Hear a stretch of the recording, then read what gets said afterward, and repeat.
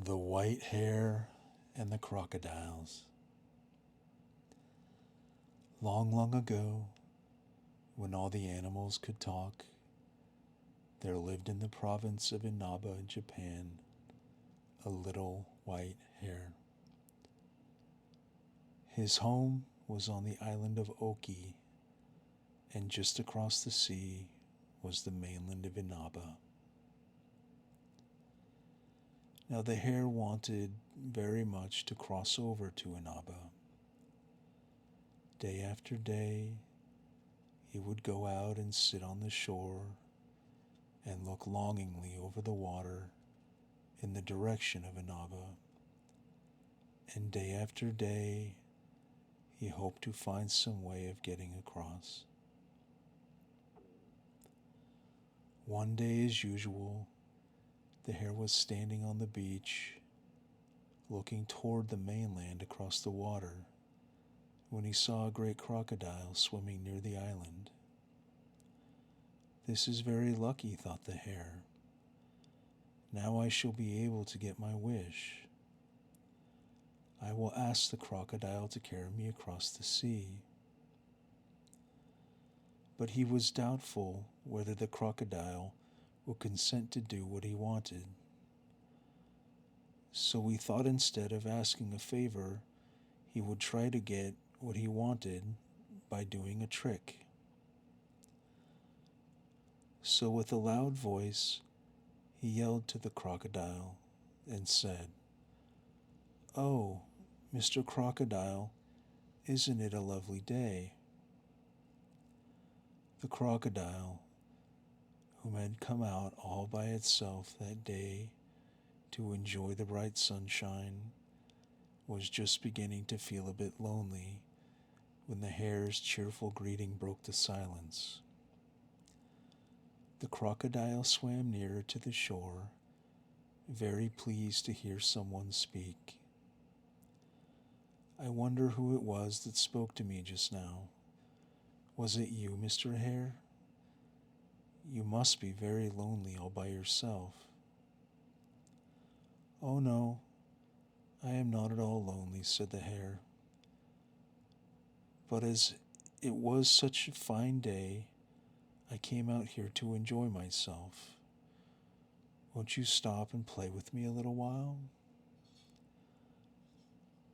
The crocodile came out of the sea and sat on the shore, and the two played together for some time. Then the hare said, "Mr. Crocodile, you live in the sea, and I live on this island, and we do not often meet, so I know very little about you. Tell me, do you think the number of your company is greater than mine?" "Of course, there are more crocodiles than hares," answered the crocodile. "Can you not see that for yourself? You live on this small island, while I live in the sea, which spreads through all parts of the world. So if I call together all the crocodiles who dwell in the sea, you hares will be as nothing compared to us." The crocodile was very conceited.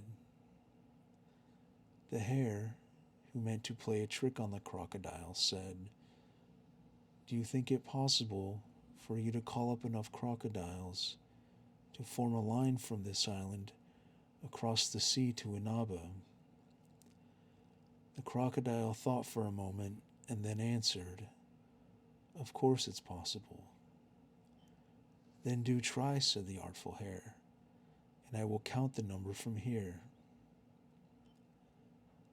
The crocodile, who was very simple-minded and who hadn't the least idea that the hare intended to play a trick on him, agreed to do what the hare asked and said, "Wait a little while I go back into the sea and call my company together."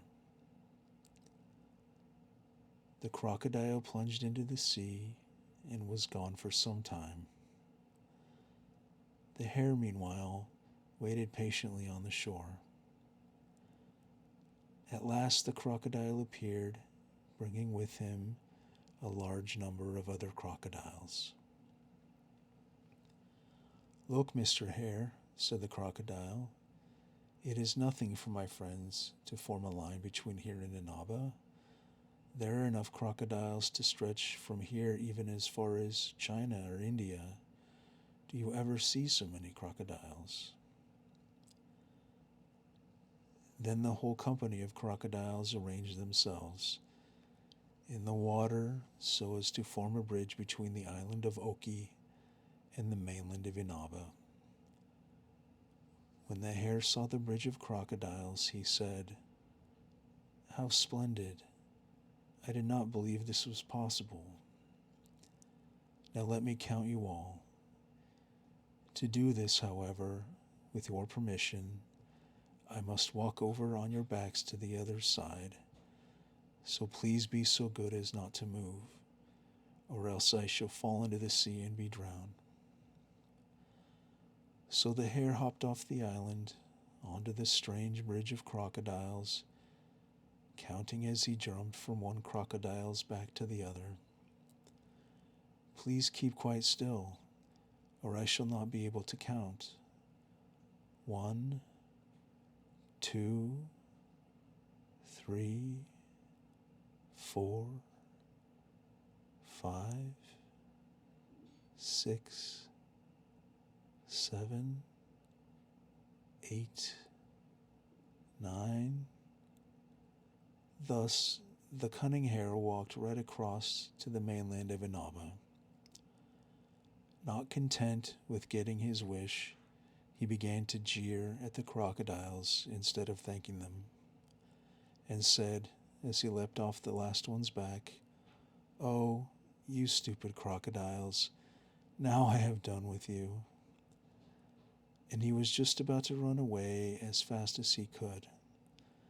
But he did not escape so easily, for so soon as the crocodiles understood that this was a trick played upon them by the hare, so as to enable him to cross the sea, and that the hare was now laughing at them for their stupidity, they became furiously angry and made up their minds to take revenge.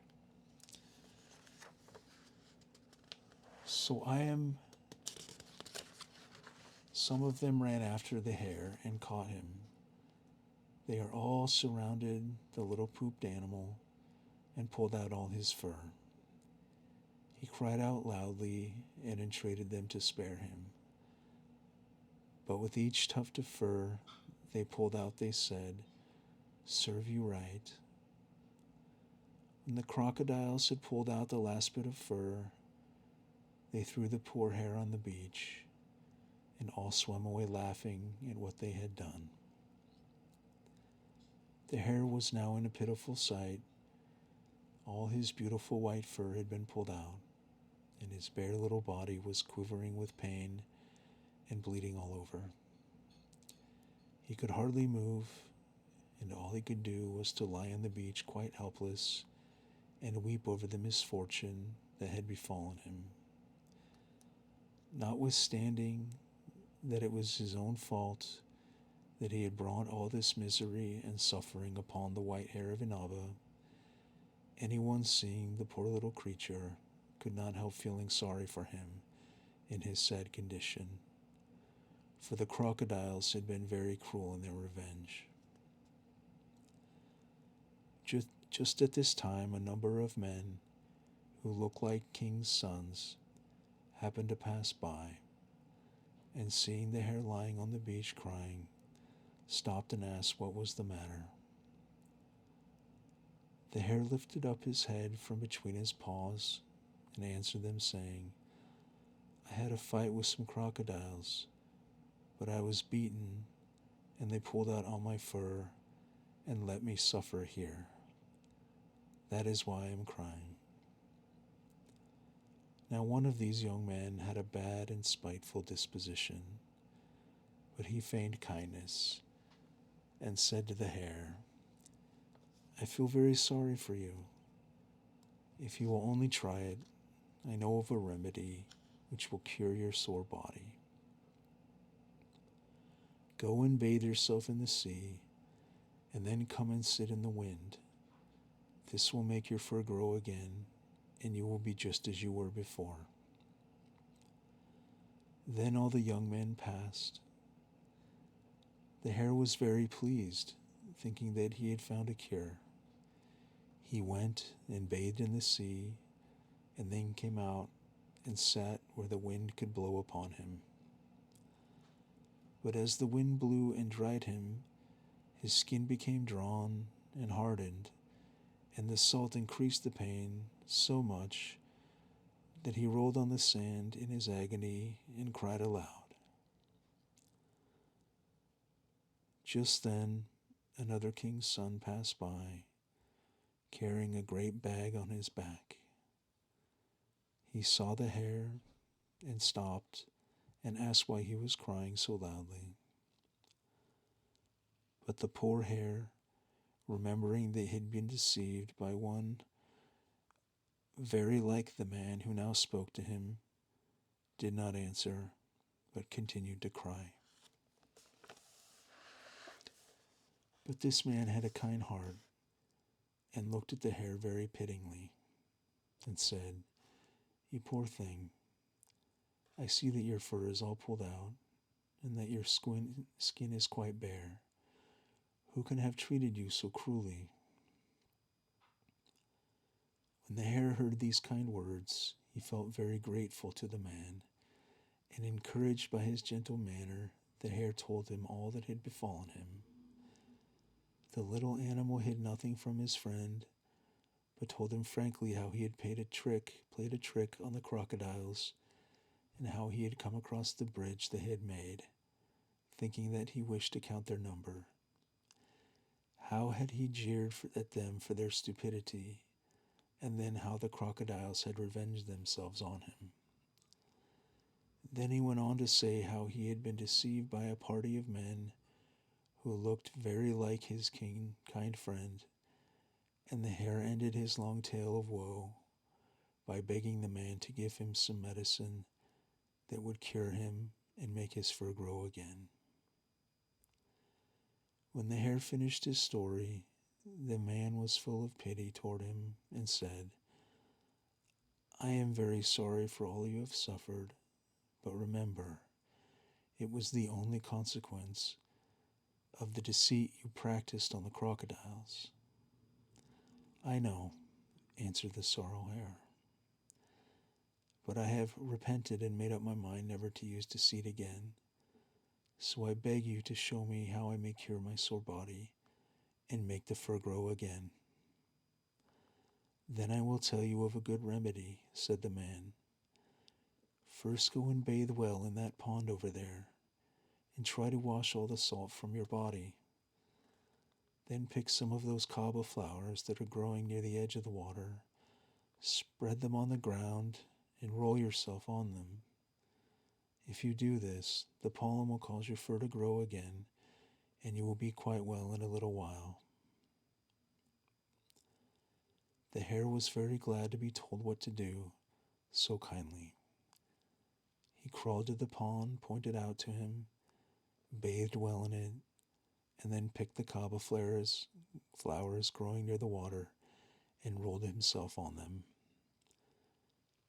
To his amazement, even while he was doing this, he saw his nice white fur growing again, the pain ceased, and he felt just as he had done before all his misfortunes. The hare was overjoyed at his quick recovery, and went hopping joyfully toward the young man who had so helped him, and kneeling down at his feet said, "I cannot express my thanks for all you have done for me. It is my earnest wish to do something for you in return. Please tell me who you are."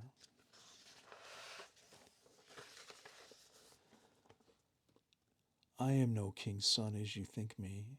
I am a fairy, and my name is Okuni Nushi no Mokito," answered the man, "and those beings who passed here before me are my brothers." They have heard of a beautiful princess called Yakami who lives in this province of Inaba, and they are on their way to find her and to ask her to marry one of them. But on this expedition, I am only an attendant, so I am walking behind them with this great big bag on my back. The hare humbled himself before this great fairy, Okuni Nushi no Mukito, who many in that part of the land worshipped as a god. Oh, I did not know that you were Okuni Nushi no Mukito. How kind you have been to me. It is impossible to believe that unkind fellow who sent me to bathe in the sea is one of your brothers. I am quite sure that the princess, whom your brothers have gone to seek, will refuse to be the bride of any of them, and will prefer you for the goodness of your heart. I am quite sure that you will win her heart without intending to do so, and she will ask to be your bride. Okuni Nushi no Mukito took no notice of what the hare said, but bidding the little animal goodbye, went on his way and soon overtook his brothers. He found them just entering the princess's gate. Just as the hare had said, the princess could not be persuaded to become the bride of any of the brothers. But when she looked at the kind brother's face, she went up to him and said, "To you I give myself." And so they were married. This is the end of the story. Okuni Nushi no Mikito is worshipped by the people in some parts of Japan as a god, and the hare has become famous as the white hare of Inaba. But what became of the crocodiles, nobody knows.